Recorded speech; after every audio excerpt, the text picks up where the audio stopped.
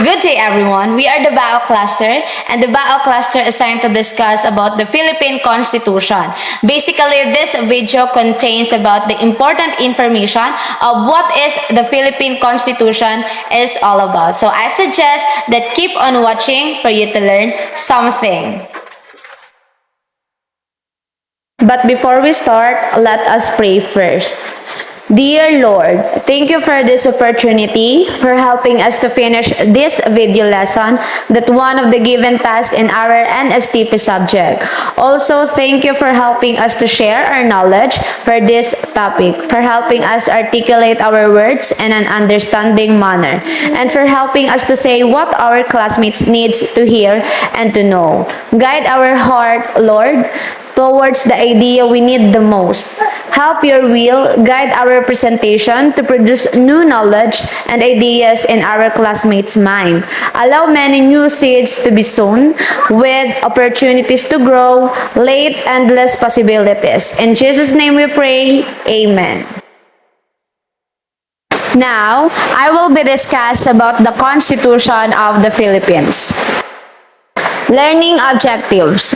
At the end of this video, students expected to learn the evolution of the Philippine Constitution, elucidate the significance of the Constitution of the Philippines, and understand what the Philippine Constitution is all about. So, what is Constitution first? A constitution is the body of doctrines and practices that form the fundamental organizing principle of a political state. It is according to Attorney Robert John Donesa. It describes as the fundamental law of our state. For us to understand it very well, Constitution is the law of all laws, meaning to say it is the highest law. It containing a list of the limitation of the power of the government and the limitation of the rights of the people. In short, this is the contradiction between the government and the people. But there is no abuses from the government. Everybody lives peacefully together because we have the documents. We have the body of the principles that listed down, even before the republic is started. So every state has a constitution because constitution is a body of rules governing the affairs of an organized group. So what is the Philippine Constitution? The Constitution of the Philippines is the supreme law of the country and the basis of all laws and official orders that can be approved by the Congress and the President. Under this Constitution are stated the rules that the whole country must follow. The Constitution said the things that the state and government must do for the people and the duties of the people to the state and government. So let's talk about the 6th Constitution of the Philippines. What is the 6th Constitution of the Philippines? According to Attorney Robert Chan, we have 6 Philippine Constitution, including the Malolos Constitution in 1899, the Commonwealth Government in 1935, the Japanese Government in 1943, the Marcos Administration in 1973, the Freedom Constitution in 1986, and the present Constitution in 1987. Among the 6 constitution, only 3 effectively govern the country. This is the 1935 Commonwealth Government and the 1973 Marcos Administration and the current constitution, which is the 1987 Philippine Constitution that we're following right now. Basically, all the constitution of the Philippines describe the rights of the people and the responsibilities of the government. Now, let's talk about the 1987 Philippine Constitution. What is the 1987 Philippine Constitution? The current Constitution of the Philippines is the Constitution of the Philippines of 1987, which was adopted on February 2, 1987 under former President Corazon Aquino in a plebiscite where more than 3/4 or 76.37% of those who elected agreed to it, against 22.65% who voted against its adoption. So definitely, it replaced the Philippine Constitution of 1973 that was adopted under President Ferdinand Marcos Sr. The 1987 Philippine Constitution established a representative democracy with power divided among three separate and independent branches of government: the executive, the legislative, and the judiciary or judicial. The executive is the one who carries out law. It is the president and the vice president and others. The legislative is the one who makes law. It is the Congress, the comprised of the House of Representatives and the Senate. And the judicial is the one who evaluates the law. It is the Supreme Court and the other courts. Based on my research, these three branches works like a basketball game. In a basketball game, we have a coach, the basketball players, and the referee. The executive is like a coach who leads the team. The legislative, since it is divided into two houses, which is the Senate and the House of Representatives, they act as a player of the game trying to score points against each other. And the judicial, most like as the referee of the game that help to clarify the rules and make sure that each side is acting fairly. So what is the central principle or the main point of the 1987 Philippine Constitution? The central principle of the 1987 Philippine Constitution is to secure the sovereignty of the state and the integrity of the national territory or the countrywide territory. As what I've said, the current Constitution of the Philippines was created in 1987. It is actually the mother of all laws that we had, the Republic Acts, and all the administrative orders and rules that we're following right now is because of the Constitution. Under the Constitution, we see a lot of different articles. We have the preamble, which is the introduction. Article 1, or national territory, which is the territory of the Philippines, is defined. Article 2, the declaration of principles and state policies. Article 3 is about Bill of Rights. Article 4 talks about the citizenship. Article 5 is about the suffrage, and Article 6 is about the legislative department, and Article 7 is about the executive department.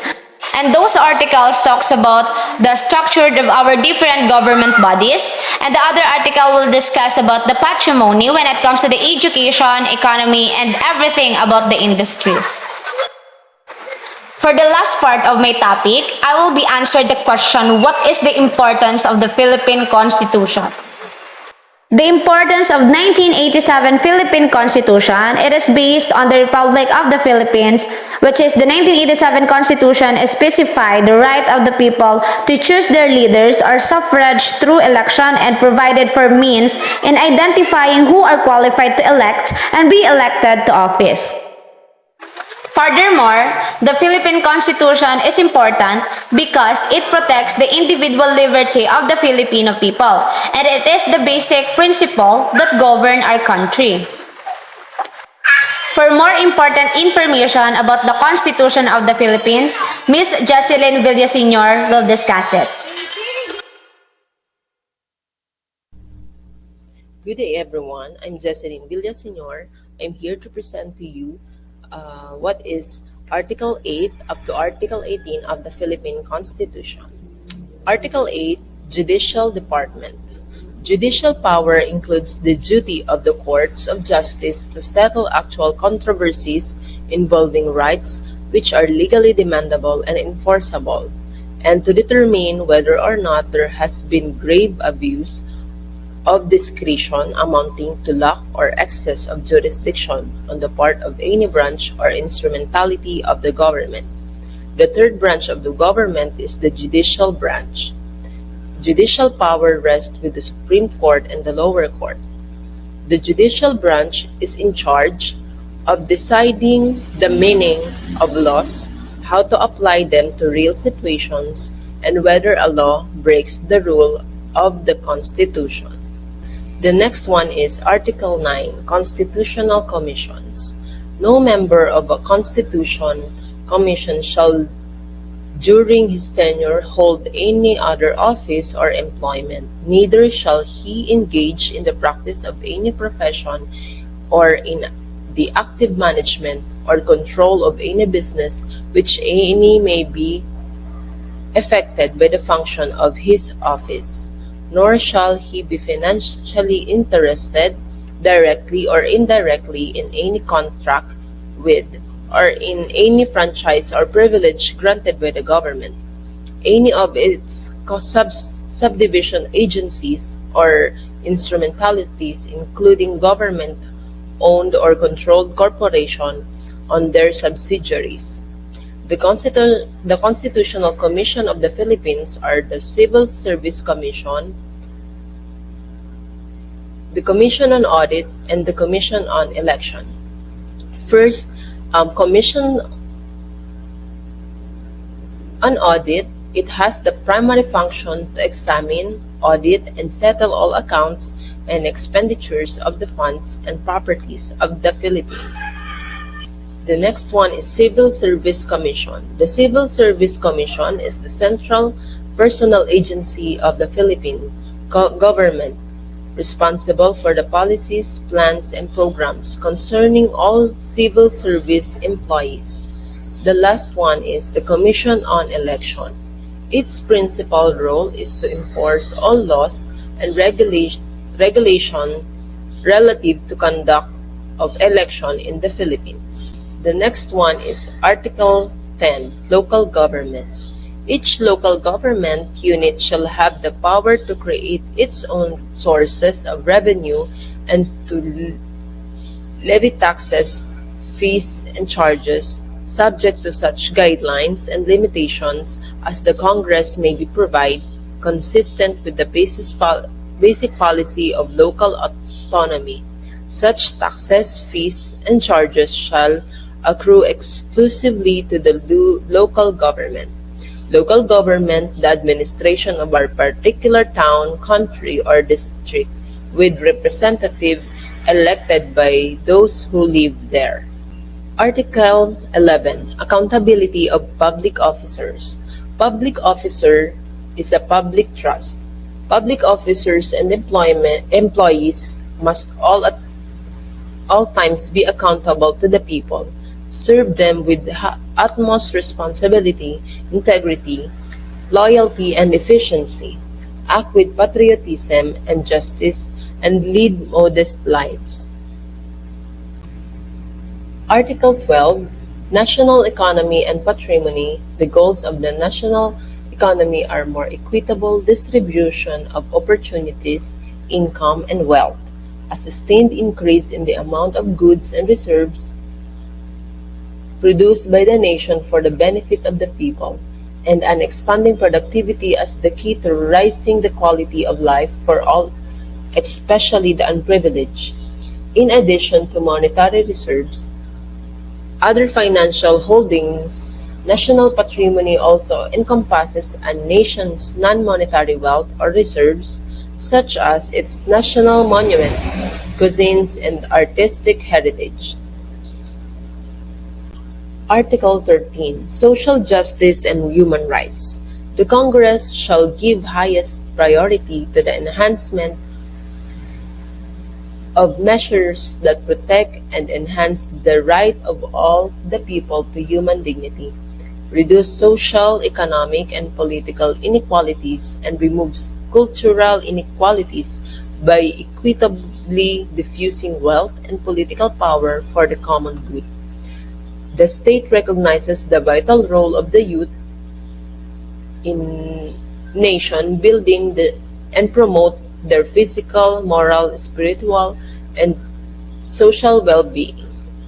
It shall inculcate in the youth patriotism and nationalism and encourage their involvement in public and civic affairs. The state shall afford full protection to labor, local and overseas workers, organized and unorganized, and promote full employment and equality of employment opportunities for all. Article 14. Education, Science and Technology, Arts, Culture, and Sports. The state shall protect and promote the right of all citizens to quality education at all levels and shall take appropriate steps to make such education accessible to all. Constitution also states that the state shall assign the highest budgetary priority to education and ensure that teaching will attract and retain its rightful share of the best available talents through the adequate remuneration and other means of job satisfactions and fulfillment. Article 15. The Family. The state recognizes the Filipino family as the foundation of the nation. Accordingly, it shall strengthen its solidarity and actively promote its total development. The state recognizes the Filipino family as the foundation of the nation. Marriage is an inviolable social institution, is the foundation of the family and shall be protected by the state. The Philippine Constitution stands to defend the right of children to assistance, including proper care and nutrition, and especially protection from all forms of neglect, abuse, cruelty, exploitation, and other conditions prejudicial to their development. Article 16. General Provision. The flag of the Philippines shall be red, white, and blue, with a sun and 3 stars, as consecrated and honored by the people and recognized by the law. The Congress may by law adopt a new name for the country, a national anthem, or a national seal, which shall be truly reflective and symbolic of the ideals, history, and traditions of the people. Such law shall take effect only upon its ratification by the people in national referendum. All members of the armed forces shall take an oath or affirmation to uphold and defend this Constitution. The state shall from time to time review or upgrade the pension and other benefits due to retirees of both the government and the private sectors. The state shall protect consumers from trade malpractices and from substandard or hazardous products. Article 17. Amendments or revision. Any amendment to or revision of this Constitution may be proposed by the Congress upon a vote of 3/4 of all its members, or a constitutional convention. Amendments to this Constitution may likewise be directly proposed by the people through initiative upon a petition of at least 12% of the total number of registered voters, of which every legislative district must be represented by at least 3% of the registered voters therein. No amendment under this section shall be authorized within 5 years following the ratification of this Constitution, nor oftener than once every 5 years thereafter. Article 18. Transitory Provision. The first election of the members of the Congress under this Constitution shall be held on the second Monday of May 1987. The first local election shall be held on the date to be determined by the President, which may be simultaneously with the election of the members of the Congress. It shall include the election of all members of the city or municipal councils in the Metropolitan Manila area. all existing laws, decrees, executive orders, proclamation, letters of instructions, and other executive issuances not inconsistent with this Constitution shall remain operative until amended, repealed, or revoked. All existing treaties or international agreements which have not been ratified shall not be renewed or extended without the concurrence of at least two-thirds of all the members of the Senate. Thank you for listening. Good day, everyone. My topic is all about citizens of the Philippines, presented by Christy Shara Oberdol and also Anchi O. Lorenzana. So let's start our topic. Citizens of the Philippines. What do you call citizens of the Philippines? Filipino is the Hispanized or Anglicized way of referring to both the people and the language in the Philippines. Note that it's also correct to say Filipino for a male and Filipina for female. Natural-born citizens are those who are citizens of the Philippines from birth without having to perform any act to acquire or perfect their Philippine citizens. Those who elect Filipino citizens in accordance with paragraph Section 1 hereof shall be deemed natural-born citizens. The three types of citizens is participatory citizens, personally responsible citizens, and also the last is justice-oriented citizens. Participatory citizens. A citizen that is active at local, state, or national levels in addressing social issues relevant to the community by learning how government systems work and taking part in community-based initiatives. Personally responsible citizens. This is acts responsibly in his/her community by, for example, picking up litter, giving blood, recycling, volunteering, and staying out of debt. The personally responsible citizens work and pays taxes, obeys law, and help those in need during crises such as snowstorms, and justice-oriented citizens. This is critically assess social, political, and economic structures and consider collective strategies for change that challenge injustice and, when possible, address root causes of problem. Justice orientation is a justice-relevant personality trait which is referred to as tendency to attend to fairness issues and internalize justice a normal virtue. This study examined that moderating role of justice orientation in the relationship between justice perception and response to a decision problem. And again, good day everyone, and that's all. Thank you. Duties and obligation of the citizen. Section 1. It shall be the duty of the citizen to be loyal to the Republic and to honor the Philippine flag, to defend the state and contribute to its development and welfare, to uphold the Constitution and obey the law, and to cooperate with the duty constituted authorities in the attainment and preservation of a just and orderly society. The duty of the Filipino citizen is to uphold the Constitution, honor the Philippine flag, think for the welfare of its people, and to be a orderly and peaceful individual in the society. Section 2. The right of the individual imposed upon him the correlative duty to exercise them responsibly and with a due regard for the rights of others. An individual must respect and honor the right of every person or individual in the community or country. Section 3. It shall be the duty of every citizen to engage in gainful work to assure himself and his family a life worthy of human dignity.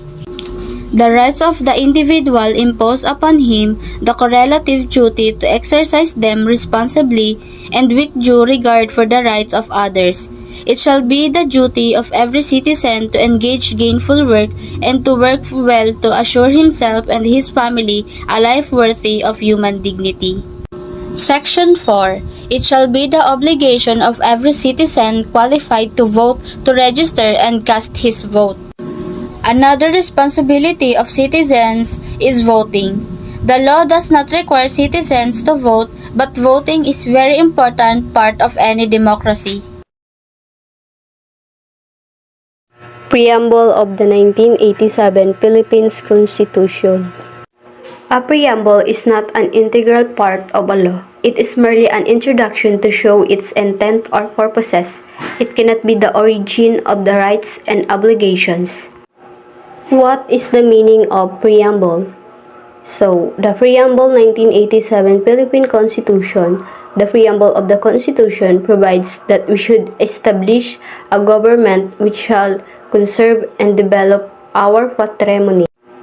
Our patrimony includes our public forests, mangroves, wildlife, and flora and fauna, which should be conserved, protected, and renewed. What is the importance of 1987 Preamble?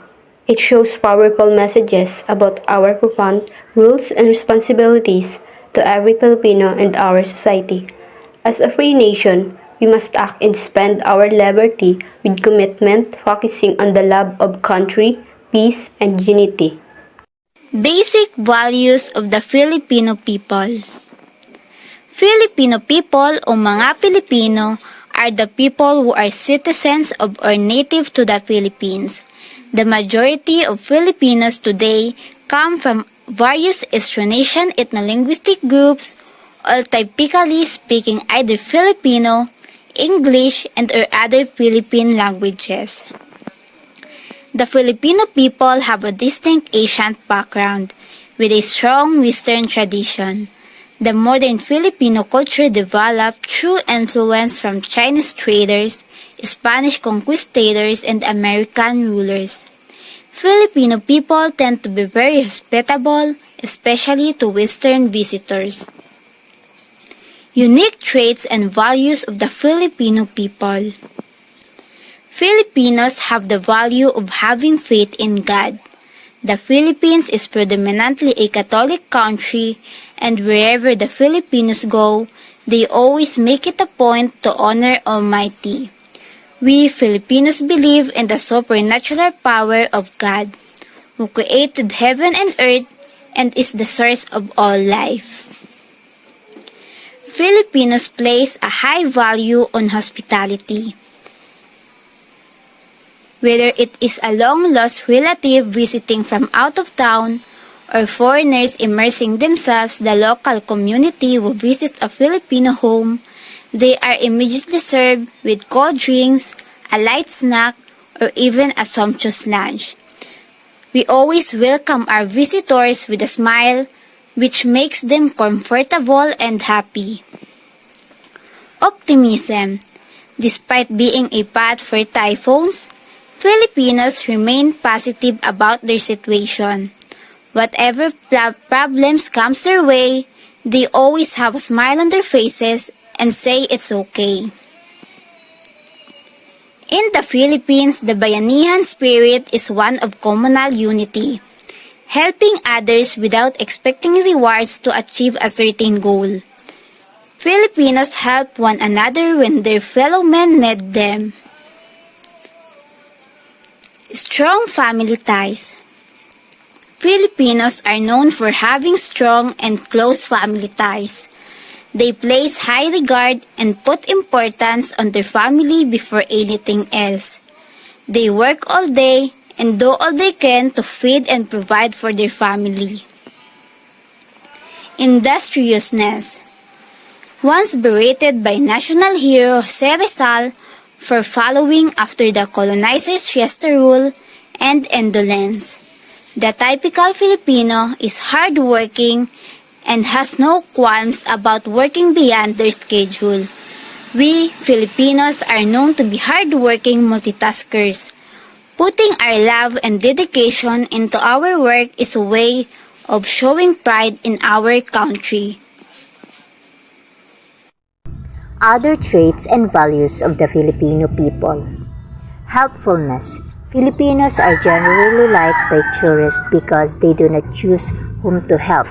When someone needs assistance, they readily come to their aid. Respect for elders. One of the precious things Filipinos have is that they are respectful. Young, youth people, and all ages know how to show respect and courtesy. Some ways to show them are the use of po at opo, pagmamano or putting the back of an elder's hands on your forehead, and calling our older siblings or elders ate or kuya. Courtesy. Aside from saying po and opo, Filipinos are known worldwide to be very polite.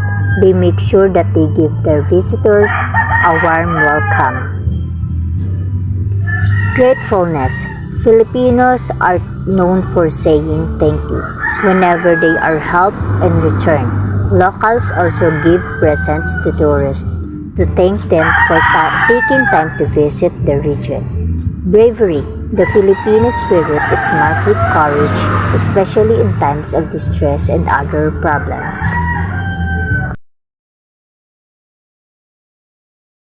The building blocks of life. The cells are called building blocks of life because they are basic structural and functional units of our life. In the different levels of organization is an organism, the cells acts as the basic units. This means cells form the tissues, organs, and organ systems in the different organisms. There are 4 building blocks of life called carbohydrates, lipids, proteins, and nucleic acids. Carbohydrates.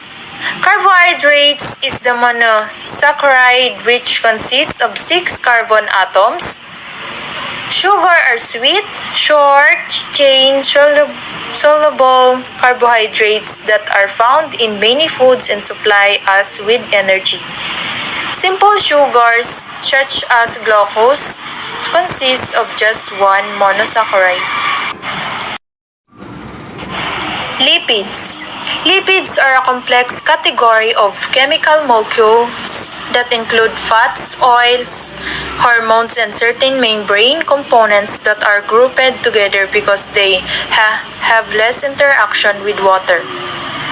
Because the hydrophobic nature of the hydrocarbon chain of most biological fatty acids outweighs the hydrophilic nature of the carboxylic acid group. These molecules have extremely low water solubility. Protein.